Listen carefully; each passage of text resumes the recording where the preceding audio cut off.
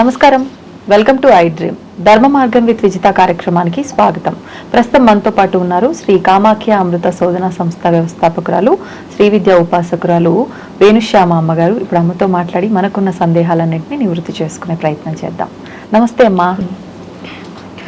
రోజులు మారుతున్న కొద్దీ ప్రతి ఒక్క రిలేషన్లో మార్పులు వస్తున్నాయమ్మా. అయితే ముఖ్యంగా స్నేహితుల విషయానికి వచ్చేసరికి ఒకప్పటి కాలంలో ఆ స్నేహితుల యొక్క బంధం అనేది ఎంత బాగుండేది. ఇప్పటికీ మనం కొంతమందిని చూస్తుంటాం.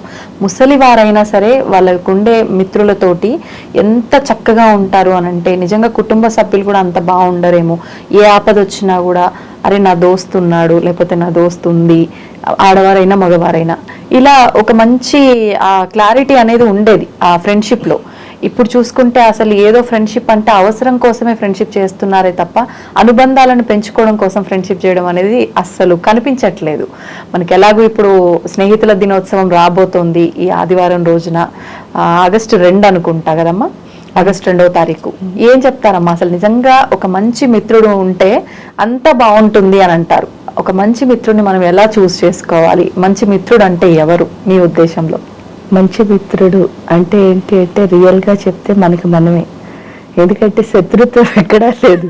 ఇందులో ఉండే శత్రుత్వాన్ని కనుక తీసేస్తే ప్రకృతి అంతా మిత్రుడే, అందరూ మిత్రత్వమే. ఎందుకు అంటే చూడండి, చాలా మందిని మీరు చూస్తారు, అందరు ఫ్రెండ్స్ చెడ్డగా ఉన్నా ఒకళ్ళు అందులో ఉండి చాలా గొప్పగా కనిపించే వాళ్ళని మనం చూస్తాం. దానికి మీకు బోల్డ్ అన్ని ఎగ్జాంపుల్స్ చెప్పద్దు. మహాభారతాన్ని తీసుకున్నప్పుడు మనకి దుర్యోధనుడు 100 మంది సోదరులు ఎంత చెడ్డవాళ్ళో మనకు తెలుసు. కానీ కర్ణుడు అదే స్నేహం కోసం ఉంటూ కూడా తన ధర్మాన్ని తప్పలేదు అన్నది మనం చూస్తూనే ఉంటాం. అంటే మొత్తం ఆ కథంతలోనూ ధర్మం మనం చూస్తాం. ధర్మరాజు అడుగుతాడు ఒకరోజు కృష్ణుణ్ణి, ఇప్పుడు ఉన్న వాళ్ళందరిలోనూ ధర్మాన్ని చాలా ఈజీగా చేయగలిగింది ఎవరు అని అంటే ఈయన ఉద్దేశం ప్రకారం ఈయనే ధర్మాత్ముడు అని చెప్పాలని చెప్పేసి. కానీ కృష్ణుడి నోట్లోంచి వచ్చిన మాట ఏమిటి అంటే కర్ణుడు అంటాడు. కర్ణుడు ఎలాగా అని అర్జునుడు అడుగుతాడు. ఎందుకు అని అంటే నువ్వు మా అన్న పేరు చెప్పాలి, మా అన్న ధర్మాత్ముడు అని అందరూ చెప్తారు అని అంటాడు. అంటే అప్పుడు కృష్ణుడు అంటాడు ఎలాగో చూపిస్తాను అని అన్నప్పుడు ఒకరు అందరూ వెళ్ళి ఏమవుతుంది అంటే కర్ణుడు చావు అని అంటారు మీరు చూస్తే. ఎందుకంటే ఆయన చాలా గొప్ప వ్యక్తి, ఎంతో మంచి విలుకాడు, అర్జునుడి కంటే బెస్ట్ విలుకాడు. అన్ని విషయాల్లోనూ ఆయన గొప్పవాడే, కానీ ఆయనకి అన్ని విషయాల్లోనూ శాపాలు కూడా ఉంటాయి. అంటే మీకు సమయానికి ఒక్కటి కూడా పనికిరాని శాపాలు ఉంటాయి. అది ఏంటి అంటే ఆయన గురువు గారైన పరశురాముల వారిస్తారు, ఒక చోట ఎవరో నువ్వు నొంపితే భూమాత ఇస్తుంది, అలా అన్ని శాపాలు ఒకేసారి పనిచేసి ఆయన యుద్ధంలో పడిపోతాడు కింద. ఆయన చక్రం లోపలికి వెళ్ళిపోతుంది, ఆయన అస్త్రం ఒక్కటి కూడా పనిచేయదు. గురువు ఇచ్చిన శాపం వల్ల, భూమాత ఇచ్చిన శాపం వల్ల, వీటన్నిటి వల్ల పనిచేయని స్థితిలో కృష్ణుడు బ్రాహ్మణ వేషంలో వెళ్తాడు ఎవరి దగ్గరికి? కర్ణుడి దగ్గరికి. ఇంకా ఆయన దగ్గర ఏమీ ఉండవు, ఆ మొత్తం అంతా అయిపోతుంది. అయిపోయి బ్రాహ్మణులా వెళ్ళి నాకు అసలు ఏమీ లేదు, నేను బ్రాహ్మణుణ్ణి, నాకు ఏదైనా గడవడానికి ఇవి నాయన అంటే ఆయన సూర్య భగవానుడు ఆయన పుట్టినప్పుడు ఆయన్ని కవచ కుండలాలతో పుట్టిస్తాడు. ఆ కవచ కుండలాలను తీసి ఏమిటి అవి లేకపోతే ఇంకా ఆయన బతకడం ఆయనకి తెలుసు. తెలుసున్నా సరే తన దగ్గర ఉన్న దాన్ని ఇచ్చేస్తాడు. అంటే ఏంటి అంటే తన ప్రాణత్యాగం చేయడానికి కూడా ధర్మం చేయడంలో వెనకాడని వాడు ఎవరు అంటే కర్ణుడు. అందుకని ధర్మరాజు కంటే కర్ణుడు గొప్పవాడు అని ఇందుకే చెప్పాను అని చెప్పేసి కృష్ణుడు చెప్తాడు. అంటే అంత ధర్మాత్ముడు అంటే కానీ అంత ధర్మాత్ముడు అయ్యుండి అంత దుష్టుల మధ్యలో ఉండి కూడా తన స్నేహ ధర్మాన్ని వదలలేదు, ఎట్ ది సేమ్ టైం అధర్మాన్ని చేపట్టలేదు. అధర్మంగా ఉంటూనే అలా అని ఎందుకు అంటే అందరూ అవమానించిన సభలో దుర్యోధనుడు ఒక్కడే ఆయనకి అంగరాజ్యాన్ని ఇచ్చి రాజుని చేశాడు. ఆ నిలబెట్టిన ధర్మం కోసం ఆయన నుంచుండిపోయాడు అంతే. ఇక్కడికి వచ్చేసరికి మళ్ళీ చూడండి రెండో స్నేహితుడు, అదే అక్కడే చూస్తాం మళ్ళీ కృష్ణుడు కుచేలుడు. కృష్ణుడు చాలా గొప్ప రాజు అయ్యేసరికి కుచేలుడు అసలు ఏమీ లేని భేద బ్రాహ్మణుడు అయ్యేసరికి ఏమైంది, ఇద్దరు కలిసి ఉజ్జయినిలో చదువుకున్నారు అంతే, సాందీప్ మహాముని ఆశ్రమంలో చదువుకున్న తర్వాత వచ్చేసి ఎవరి బతుకులు వాళ్ళు బతుకుతున్నారు, కానీ తినడానికి తిండి కూడా గడవటం లేదు. అలాంటి టైంలో ఈ సుధాముడు కుచేలుడి యొక్క భార్య అడుగుతుంది ఏమని అంటే, ఒక్కసారి కృష్ణుడిని వెళ్ళి అడగచ్చు కదా, నీ స్నేహితుడే కదా, మనం తినడానికి ఉంటుంది కదా అని అంటుంది. అంటే నేను రాజు దగ్గరికి వెళ్ళాలంటే ఫస్ట్ భయం, ఎందుకు అంటే అసలు యాక్సెప్ట్ చేస్తారో చేయరో తెలియదు కదా అని వెళ్తే రాజు దగ్గరికి వెళ్ళేసరికి ఏదో ఒకటి పట్టుకెళ్ళాలి కదా స్నేహితుడిని చూసినప్పుడు అని అనుకున్నప్పుడు, ఆ స్నేహానికి ఏం పట్టుకెళ్ళాలి అంటే ఏం ఉండవు, వాళ్ళ ఇంట్లో ముక్కిపోయిన అటుకులు ఉంటాయి, ఆ అటుకులు పట్టుకుని వెళ్తాడు కృష్ణుడి దగ్గరికి. వెళ్ళేసరికి కృష్ణుడు వెళ్ళగానే చాలా సాదరంగా ఆహ్వానించి ఫస్ట్ కాళ్ళకి, ఎందుకంటే బ్రాహ్మణుడు వచ్చాడని చెప్పేసి పాద పూజ చేస్తాడు. పాద పూజ చేసి ఆ తర్వాత ఏం చేస్తాడు, నాకేం ఈయన ఇవ్వడానికి చాలా సంకోచిస్తాడు, ఎందుకంటే అంత పెద్ద రాజ్యం, మంచి 7 భార్యలు, గొప్ప రాజు, ఎందుకంటే అతను చూసిన చిన్ననాటి స్నేహితుడు వేరే, ఇప్పుడు ఉన్న పరిస్థితి వేరే. అలాంటప్పుడు ఈ అటుకులు ఇవ్వడానికి ఆయనకి భయం వేస్తుంది, అంటే భయం కూడా కాదు, ఇబ్బందికి పడతాడు ఇవ్వడానికి, అంటే ఆయనకి పెద్ద గిఫ్ట్ ఇవ్వాలి, ఇది కరెక్ట్ కాదని ఆలోచనతో ఇవ్వాలనుకోడు. కానీ కృష్ణుడే అడుగుతాడు, నువ్వు నా కోసం ఏదో తెచ్చావు కదా ఇవ్వి అని చెప్పేసి, ఇవ్వని చెప్తే చాలా సిగ్గుపడుతూ తను చిరిగిపోయిన కండువా ఏదైతే ఉందో అందులోంచి ఇంత అటుకులు మూట పెడితే ఆ అటుకులు చాలా బాగా, అంటే ఫస్ట్ అటుకులు తింటాడు, 2 అటుకులు తింటాడు, 3 సార్లు తినేసరికి ఆ ఇల్లు మారిపోయి ఇంద్రభవనంలో చాలా గొప్పగా అవుతుంది. కృష్ణుడు ఏమీ ఇవ్వలేదు, పంపించేస్తాడు, అన్ని చేసి ఆ మర్యాదలన్నీ చేసి భోజనం పెట్టి పంపించేసరికి ఏమీ ఇవ్వలేదు అని చెప్పి వేళ్లాడుతూ వస్తాడు సుధాముడు. వచ్చేసరికి తీరా ఇంటికి వచ్చేది ఆయన ఇల్లు అనుకోడు, ఆయన ఇల్లు అనుకోకపోతే భార్య పిలుస్తుంది అనమాట, ఇది మన ఇల్లే అండి, ఇదంతా ఇలా జరిగింది అని చెప్పేసరికి అప్పుడు అంటే ఆ స్నేహ ధర్మం, అంటే రాజైనా సరే కూలివాడైనా సరే అంటే ఆ తారతమ్య భేదం లేనిదే స్నేహధర్మం అని కృష్ణుడు చూపించాడు. అంటే మన పురాణాల నుంచి కూడా స్నేహం ఎలా ఉండాలి అని చెప్పేసి, అంటే ఆ మైత్రి అన్నది ఎప్పుడు వస్తుంది అంటే, నా వరకు నేను అనుకుంటా ఎప్పుడు మనం ప్యూర్గా ఉంటే అవతల వాళ్ళు కూడా ప్యూర్గానే ఉంటారు, అప్పుడు ఇద్దరి స్నేహం నిలబడుతుంది. అంతేకాని చూడండి, ఇప్పుడు సపోజ్ మనం కుటిలంగా ఆలోచించామనుకో వాళ్ళు కూడా అలాగే ఉంటారు కదా. అప్పుడు అంటే మనం ఎటువైపు వెళుతున్నాము, ఇప్పుడు చూడండి మీరు చాలా బెస్ట్, మీ స్నేహితులందరూ బాగాలేదు, అప్పుడు మీరు వాళ్ళని బెస్ట్లా చేయాలి, మనం ఆ ప్రయత్నం చేయాలి. మనం వరస్ట్, మన స్నేహితులందరూ బెస్ట్, అప్పుడు వాళ్ళ నుంచి మనం ఆ బెస్ట్ నేర్చుకోవాలి.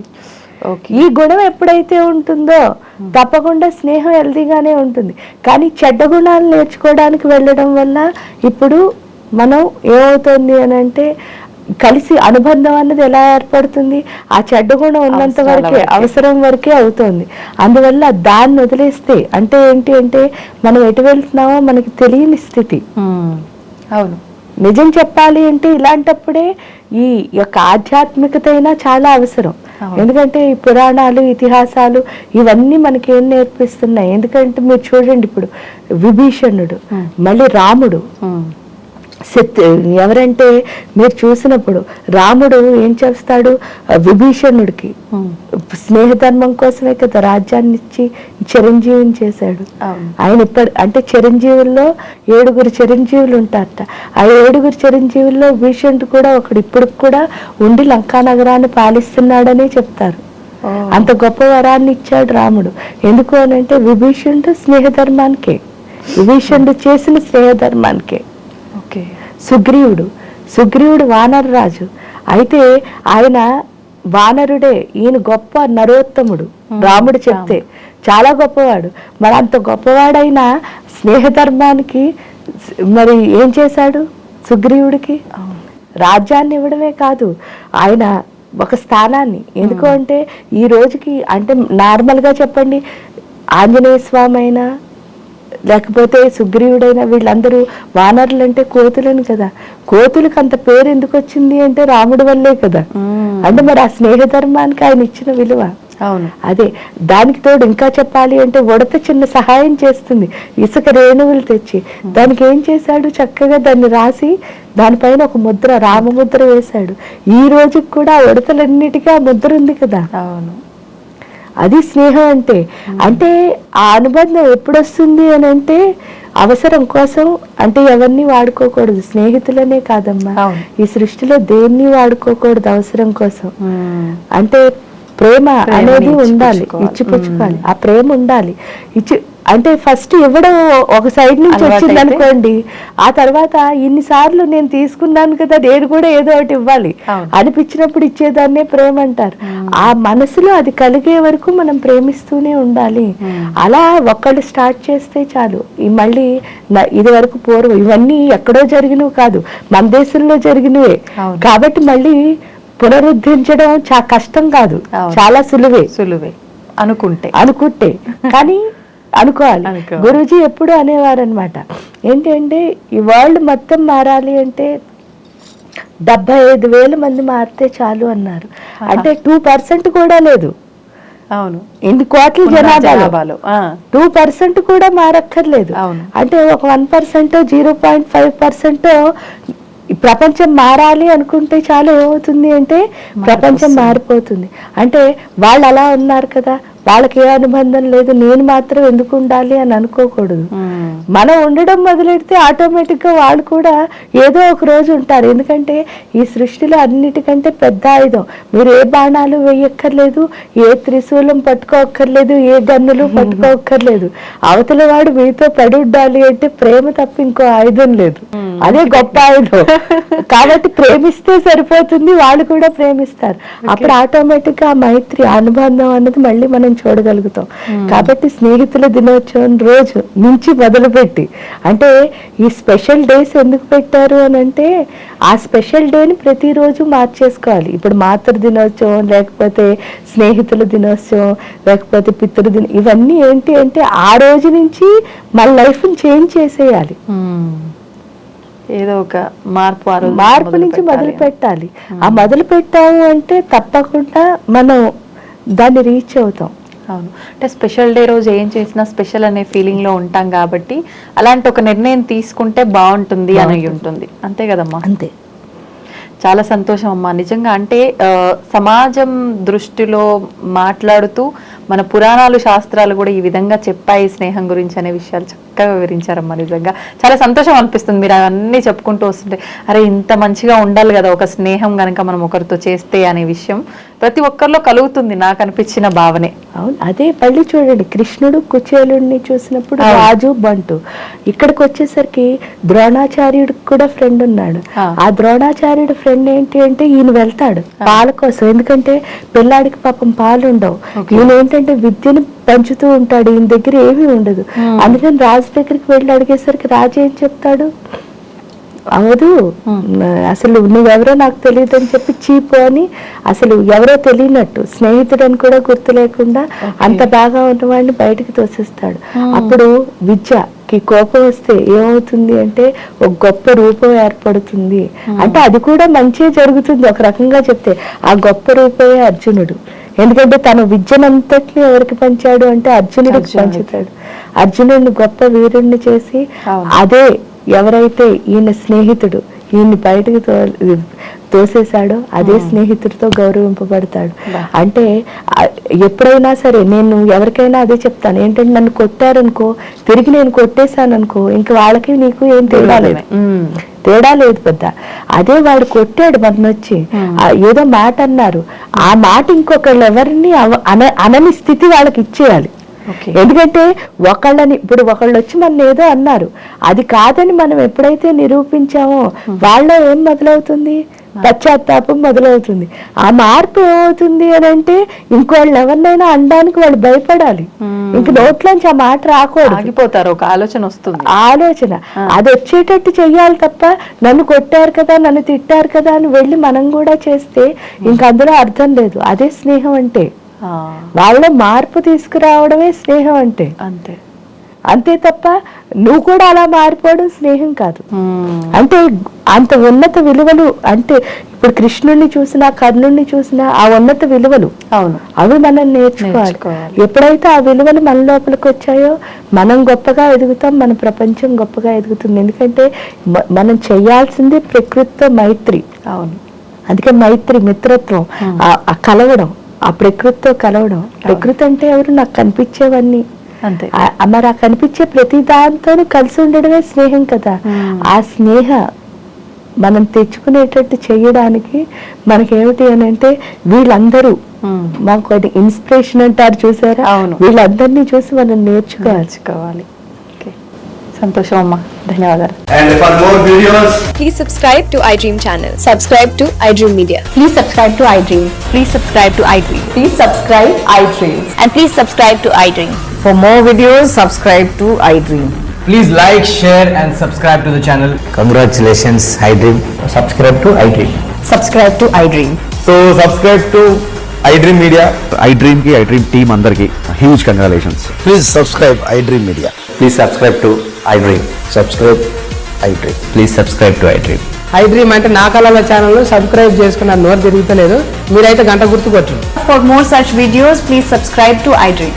Subscribe to iDream. Please subscribe to iDream. Please subscribe iDream Media. Please do subscribe to iDream. Please subscribe to iDream Media. For best entertainment and information, please subscribe iDream. And don't forget to subscribe to iDream.